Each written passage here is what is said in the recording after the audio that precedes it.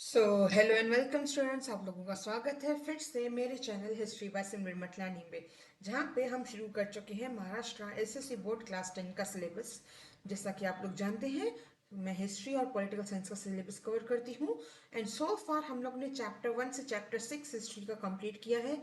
Chapter 7 हम इस video से शुरू करेंगे। ये है उसका पार्ट 1।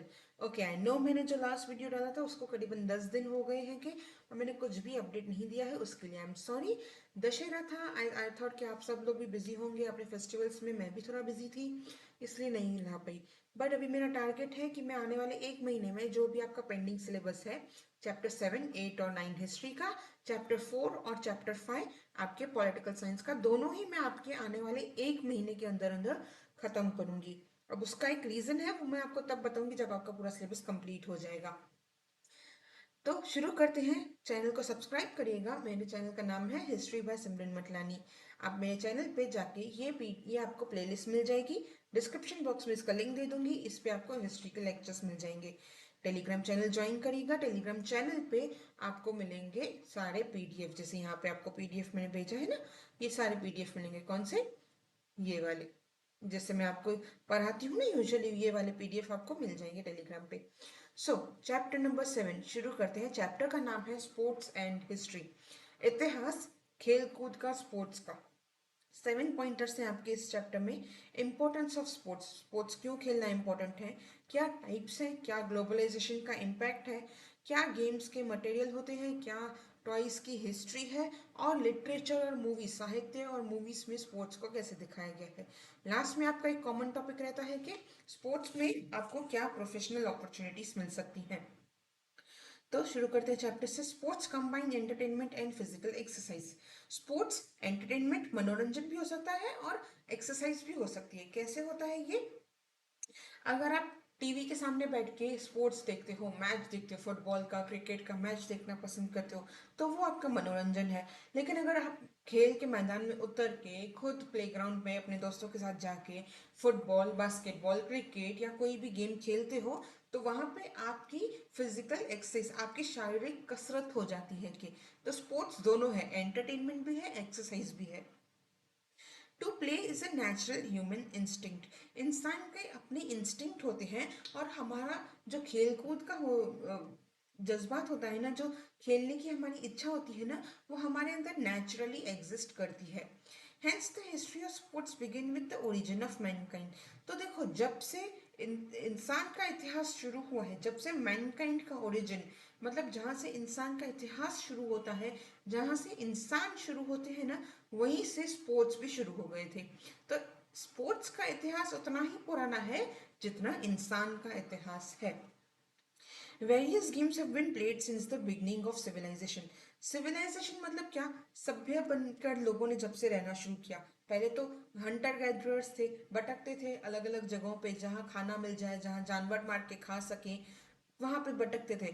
फिर लोगों ने एक साथ ग्रुप बना के, छोटा गांव बना के, छोटी सी सिविलाइजेशन या बस्ती बना के रहना शुरू किया। और तब से ही गेम्स लोगों की जिंदगी का हिस्सा बन गया। Hunting was indeed a way of obtaining food for ancient people, but it was also looked upon as a game.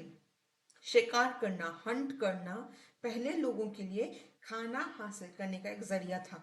आप अगर पुरानी, आपको पता होगा इतना तो, कि पहले के लोग जो थे ना, वो शिकार करते थे जानवरों का, उनसे अपना खाना बनाते थे, उनको अपना खाना बनाया करते थे। पर वो एक तरह से एक गेम की तरह भी देखा जाता था। कि एक मिनट मुझे दीजिएगा। और वो लोगों का एंटरटेनमेंट भी था। यहाँ पे मैंने आपको अगेन ये फोटो दी है कि पहले लोग शिकार करते थे। यहाँ पे आप देखोगे ना, लोग शिकार करने निकले हैं एक जानवर का। तो पहले तो वो सर्वाइवल की बात थी कि हमको जिंदा रहना है, कि इसलिए हमको शिकार करके खाना खाने के लिए चाहिए। पर अब वो एक स्पोर्ट, एक एंटरटेनमेंट का जरिया बन चुका है। कि तो यहाँ पे आपको मैं बताती हूँ, ये इमेज क्यों दी थी मैंने। एंशियंट इंडियन लिटरेचर और एपिक। एपिक मतलब जैसे हमारे पुराण है, हमारे महाभारत रामायण है, और हमारा जो हमारा जो साहित्य है, हमारा जो इंडियन लिटरेचर है ना, उसमें भी कुछ गेम्स हैं, जैसे गेम्स ऑफ डाइस या द्यूत कहते हैं जिसको, रेसलिंग कुश्ती, हॉर्स और चैरियट घोड़े की और रथ की रेस, और फिर चेस। ये सारे गेम्स है ना, ये सारे जो स्पोर्ट्स है ना, ये हमारे पुराने साहित्य में और हमारे एपिक्स में, महाभारत पुराण में इनका मेंशन है। अभी मैंने ये इमेज क्यों दी, महाभारत के महाभारत का सीन है, पता नहीं आप लोगों ने ये वाली महाभारत देखी है या नहीं, मुझे तो बहुत पसंद थी। यहाँ पे हमारे शकुनी बैठे हैं, यहाँ पे हमारे दुर्योधन बैठे हैं के, और ये एक कमरे में इंडोर्स बैठ के ये गेम ऑफ डाइस खेलते हैं। यहाँ पे आप देखोगे ना, एक मिनट में इसको कलर वाइट कर देती हूँ तो आपको दिखाई देगा। यहाँ पे आप देखोगे ना, यहाँ पे दिखेगा आपको कि ये दो डाइस पड़े हैं कि जो डाइस चलता था, जो नंबर आता था उतना नंबर हमारी ये मोहरे आगे चलते थे। तो आपको, आप लोग आजकल इसको लूडो बोलते हैं, पर उस वक्त द्यूत का कहते थे। हॉर्स और चैरियट रेसिंग का भी मैंने शायद फोटो दिया है, हाँ। ये देखो, चैरियट होते थे, ऐसा रथ होता था, और अलग अलग रथ, तीन चार रथ लाइन से लग के रेस में दौड़ते थे कि। सो आगे देखते हैं। हाँ, यहाँ पे एक डू यू नो का बॉक्स है अगेन। स्पोर्ट्स और ग्रीक्स, यवनी लोग, ग्रीक लोग और स्पोर्ट्स, ये एक एंशियंट इक्वेशन, एक पुराना इतिहास है इन दोनों चीजों का, स्पोर्ट्स का और ग्रीक लोगों का। क्यों? Greek were the first to standardise the rules of sports and organise them systematically. क्यों ग्रीक्स का नाम आता है जब भी हम स्पोर्ट्स की बात करते हैं? क्योंकि उन्होंने हर एक गेम के रूल्स को स्टैंडर्डाइज किया। अब स्टैंडर्डाइज्ड रूल्स का मतलब क्या है? जैसे आप क्रिकेट के रूल्स उठा के देख लो, अगर आपने बाउंड्री टच करता है बॉल तो वो 4 होगा, आपको 4 पॉइंट्स मिलेंगे। अगर बाउंड्री के पार गया तो 6 पॉइंट्स मिलेंगे। स्टैंडर्ड रूल है, ऐसा तो नहीं है कि ये सिर्फ इंडियन टीम फॉलो करती है या इंडिया के क्रिकेट में, जब इंडिया में क्रिकेट खेलते हैं तभी फॉलो होते हैं, नहीं, ये all over the world same rule apply होता है ना क्रिकेट का।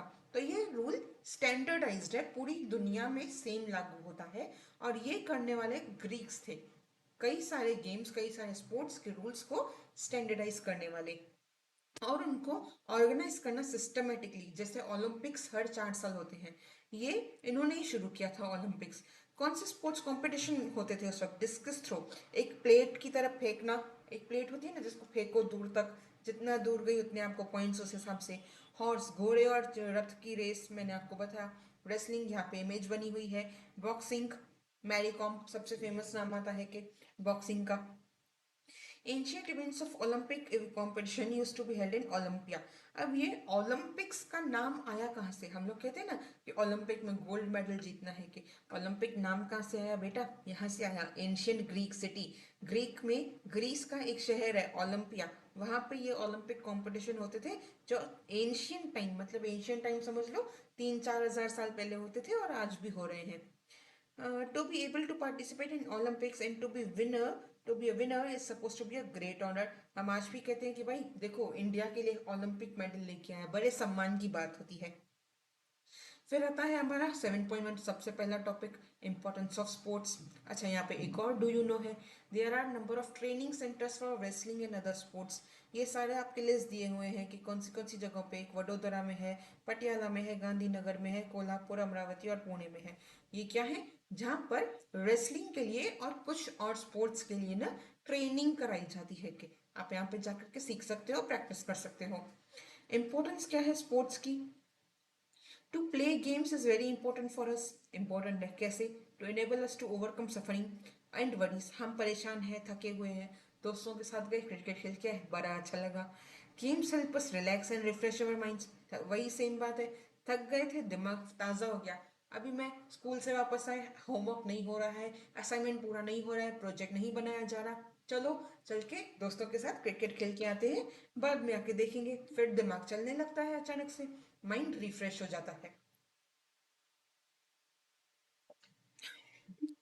Games which involve lot of physical activity also provide good exercise as well, जिसमें आपकी फिजिकल एक्टिविटी बहुत बहुत हो। अब कंप्यूटर के आगे बैठ के वीडियो गेम खेलना और ग्राउंड में उतर के जाकर के एक गेम खेलना, दोनों में बहुत फर्क होता है। आपकी बहुत फिजिकल एनर्जी जाती है जब आप ग्राउंड पे उतर के कोई गेम खेलते हो तो। Games helps in building a tenacious and strong body. आप मजबूत होते हो। आप कोई भी गेम खेलो, आप आउटडोर गेम्स में जाओगे ना तो आपकी बॉडी बहुत स्ट्रांग होगी। रेसलिंग या बॉक्सिंग जैसे गेम्स में जाओ तो आपकी बॉडी बहुत स्ट्रांग होती है। Playing games also help us in developing courage. हिम्मत आती है, हिम्मत बढ़ती है। डिटर्मिनेशन, डिटर्मिनेशन क्या होती है कि भाई मेरे को तो जीतना ही है। आप स्पोर्ट्स में पहले ये अप्लाई करते हो, फिर आप एकेडमिक्स में भी अप्लाई कर सकते हो। आप गए दोस्तों के साथ खेल के आए, आपकी कट्टर दुश्मनी है और सामने वाले को हराना है, डिटरमाइंड हो कि मैं उसको हरा के ही आऊंगा या हरा के ही आऊंगी, वहीं से आपको लाइफ में भी डिटर्मिनेशन मिलती है कि मैं स्पोर्ट्स में कर सकता हूँ तो मैं दुनिया में किसी भी फील्ड में ये डिटर्मिनेशन अप्लाई कर सकता हूँ।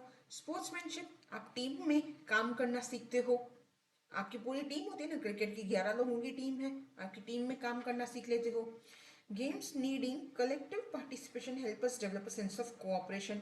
आप अपनी टीम से झगड़ा करोगे तो जीतोगे कैसे? उनसे तो कोऑपरेट करना पड़ेगा ना, नहीं तो जीतोगे कहाँ से? टीम स्पिरिट बनती है, आप लीडरशिप सीखते हो, टीम में काम करना सीखते हो। आप ये नहीं कह सकते कि मैं पूरी क्रिकेट मैच खुद ही जीता दूंगा, आपको टीम की जरूरत है। It also helps in developing leadership, leadership quality की बहुत जरूरत होती है आज के डेट में। आपको पूरी टीम चलाने आनी चाहिए। आपके साथ जो आपके टीममेट्स हैं वो आपकी अगर सुनते हैं तो ये एक अच्छी बात है कि आप एक अच्छे लीडर हो, आपकी इज्जत करते हैं, ये आपके लिए बहुत ज़रूरी है। फिर क्या है टाइप्स स्पोर्ट्स के? Sports are of two types, indoor outdoor. Mainly दो तरीके के, एक इंडोर, इनडोर। डोर्स इस वर्ड से समझ लो, दरवाजे के अंदर और दरवाजे के बाहर, आउट ऑफ द डोर या आउटडोर। इंडोर मतलब इनसाइड द डोर, घर के अंदर या किसी क्लोज रूम के अंदर। Indoor games, indoor games played with in closed environment. मैंने अभी आपको समझाया, एक क्लोज्ड एनवायरनमेंट में, आपको खुले मैदान की जरूरत नहीं है। A number of them are played by sitting at one place. कुछ इंडोर गेम्स ऐसी होती हैं जिसके लिए शायद आपको थोड़ा बहुत चलना पर फिरना पड़े, पर कुछ इंडोर गेम्स होती हैं जिसके लिए आप एक ही जगह पर बैठ के उस गेम को खेल सकते हो, जैसे कि चेस, शतरंज, कार्ड की गेम्स, ऊनो वगैरह चलती हैं, बहुत फेमस है। Games played with games man and dice, जिसे मैंने आपको दिखाया लूडो। फिर आता है कैरम।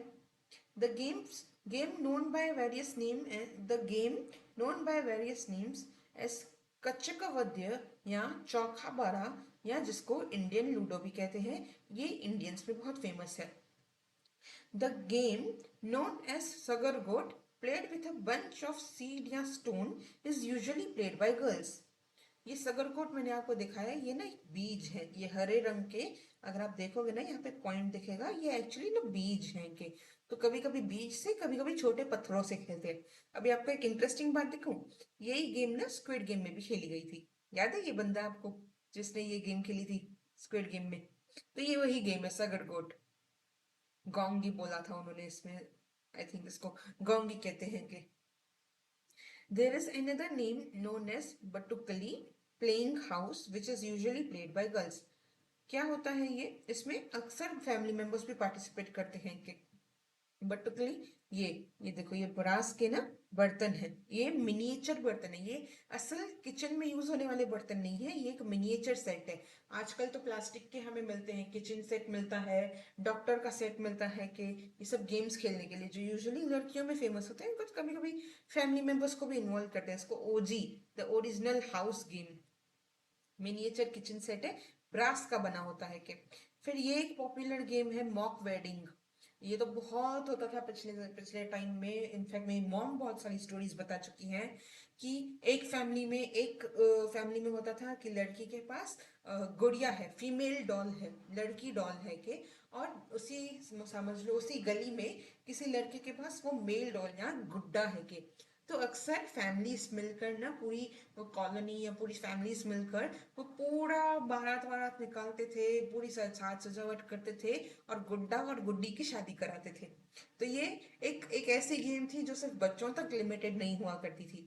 तो ये मॉक वेडिंग बहुत ही फेमस थी पिछले टाइम में तो।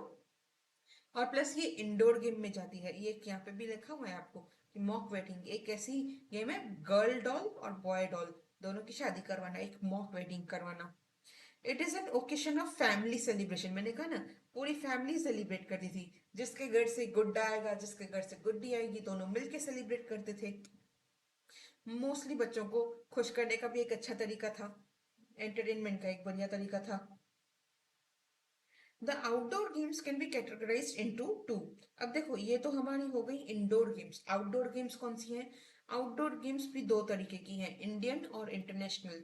अब इंडियन में क्या क्या आता है कि इंडियन इसमें आता है लंगड़ी। यहाँ पे आप देखो, एक पैर पे चलना, एक पैर पे चल के टपा मारना। फिर आता है कबड्डी, अत्ते पत्ते या खो खो। ये सब गेम्स हमारे इंडियन आउटडोर गेम्स में बहुत फेमस है।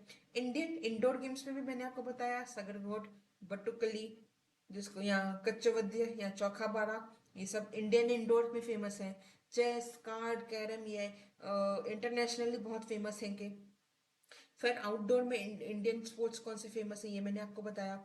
इंडियन गेम्स लाइक मार्बल्स, लगोरी, विटी डंडू या गिल्ली डंडा, बिंगाड़ी, बोहारे, फुगड़ी, जिम्मा, ये सब बहुत पॉपुलर है। ये भी कुछ और इंडियन गेम्स है, लेकिन अभी आपको यहाँ पे सिर्फ नाम दिख रहे हैं, वर्ड्स दिख रहे हैं। ये है क्या चीजें, ये तो आपको बता दूं मैं। सबके फोटो दी है मैंने आपके लिए आउटडोर गेम्स में। ये आपको याद होंगे, कंचे, मार्बल्स। ये भी सीजन 1 में स्क्विड गेम के इसकी गेम खेली गई थी।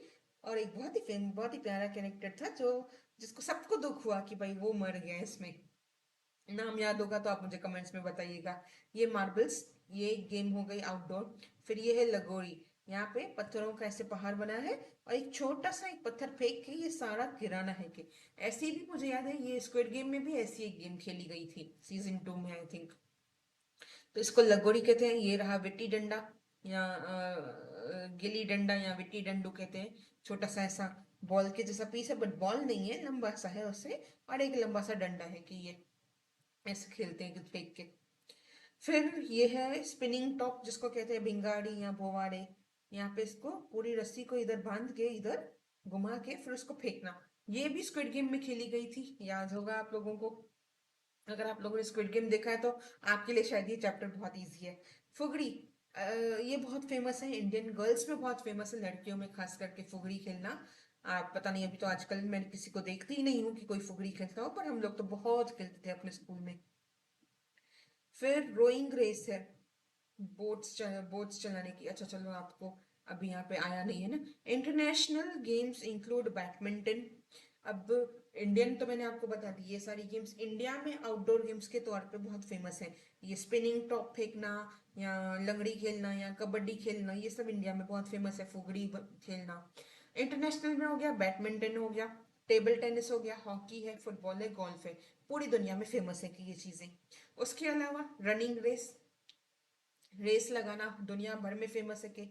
स्प्रिंट, छोटी race, long distance race, 100 200 metres की। फिर मिडिल डिस्टेंस और लॉन्ग मैराथन। मैराथन एक लॉन्ग डिस्टेंस रनिंग रेस होती है कि। उसके अलावा स्प्रिंट्स और शॉर्ट डिस्टेंस होती है 100 200 मीटर्स की। Other types of running races are hurdles and relay races. Hurdle, रास्ते पे कुछ ना कुछ हर्डल होता है, कुछ ना कुछ बैरियर होता है, जिससे या तो आप कूद के जाओ या तो नीचे से स्लाइड करके जाओ। Then again, मैं आपको छोटे से यहाँ पे डू यू नो का बॉक्स है कि according to Manisha Bathe, Mallakhamb and its various tactics were devised by Balambhat Deodhar, the physical trainer of Peshwa Bajirao two. यहाँ पे जो आपको ये इमेज दी गई है ना, ये मलक्कम की है। अच्छा, एक मिनट। हाँ, ये जो इमेज है ना, ये मलक्कम की है। ये आपको देखेगा ना, ये इसकी बहुत सारी टैक्टिक्स या बहुत सारे आप कह सकते हो रूल्स वगैरह इसके, इसको प्रॉपर स्टैंडर्डाइज करने का काम जो है ना, वो बलमपत दियोदर ने किया था, जो खुद पेशवा बाजीराव टू के ट्रेनर हुआ करते थे। आजकल हमारे जैसे जिम के ट्रेनर्स होते हैं ना, वैसे उनके भी फिजिकल ट्रेनर थे। She also notes that Balambhat was inspired watching monkeys while they lived and played on trees। तो ये गेम के बहुत सारे टैक्टिक जो इन्होंने बनाए ना, वो उसका इंस्पिरेशन इन्होंने लिया था बंदरों से, जो झाड़ों पे यहाँ से वहां कूदते हैं ना, उनसे इंस्पिरेशन लेके उन्होंने ये पूरा बनाया, इसके रूल्स बनाए। फिर क्या होता है आगे। ओके, रेसेस हो गए, short put, discus throw. Discus throw मैंने आपको समझाया। लॉन्ग जंप, बड़ी सी बड़ा सा हर्डल है, उसके ऊपर से जंप करके जाना है। हाई जंप, वाटर स्पोर्ट्स जैसे कि swimming, water polo, rowing. Rowing मैंने आपको ये फोटो दिखाया। बोट्स की रेस लगती है जो, इसको कहते हैं रोइंग। और sports that combine physical exercise और एरोबेटिक्स, जैसे कि मल्लखंभ।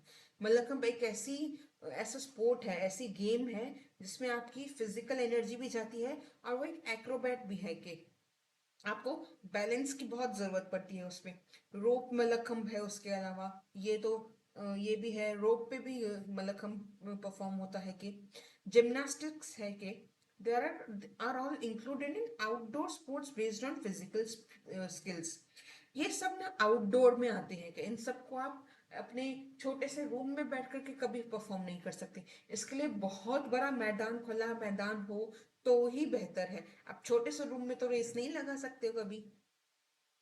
उसके अलावा आपका यहाँ पे आपका आपका असाइनमेंट है, लेट अस फाइंड आउट। ये तो आपको पता लगाना है। फिर आता है एडवेंचर गेम्स। इंडोर और आउटडोर हमने समझ लिया। एडवेंचर गेम्स भी होती है, ice skating, ski, ice hockey.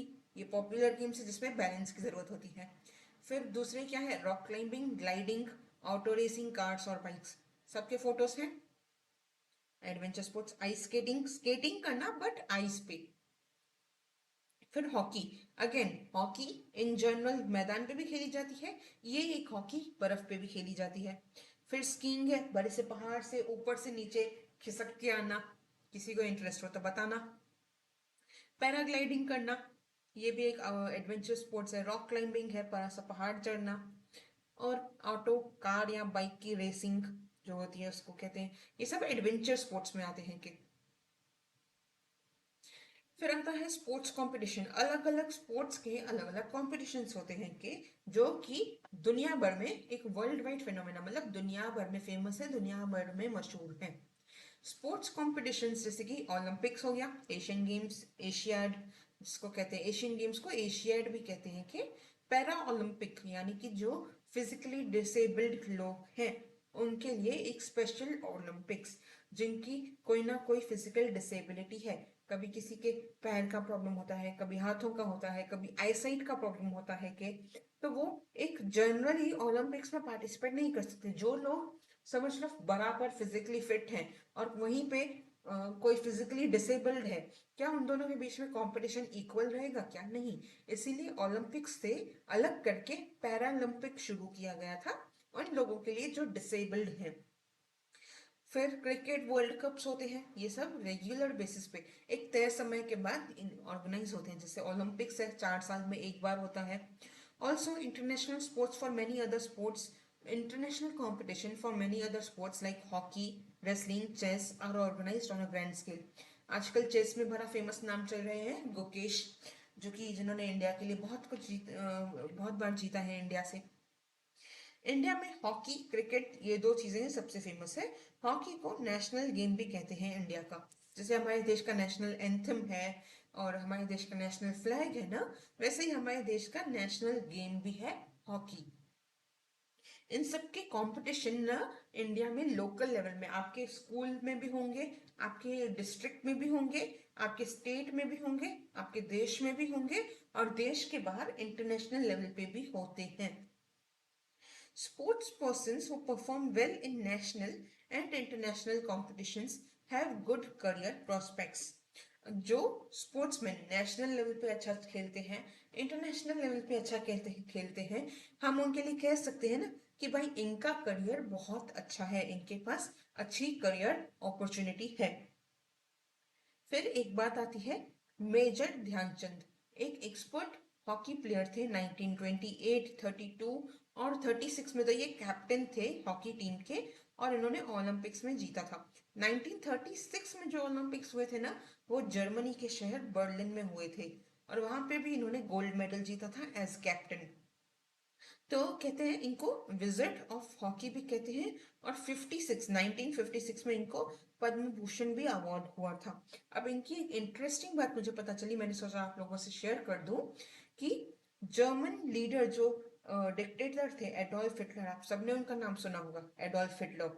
1936 में वो जर्मनी के लीडर थे और 1936 में ही जर्मनी में ओलंपिक्स हुई जहां पर ध्यानचंद जी ने जीता था। और इन्होंने ध्यानचंद जी से मिलके उन्हें ऑफर किया कि आप आइए, जर्मनी के नागरिक बनिए, जर्मनी के सिटीजन बनिए और मैं आपको जर्मन आर्मी में कॉलोनल की पोस्ट भी दूंगा, कर्नल की पोस्ट भी दूंगा।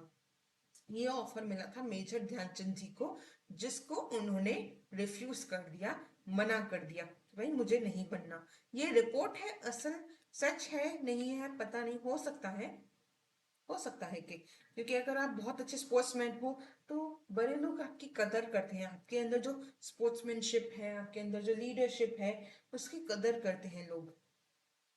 फिर आती है globalisation of sports. The field of sports in 20th-21st century was naturally influenced by process of globalisation.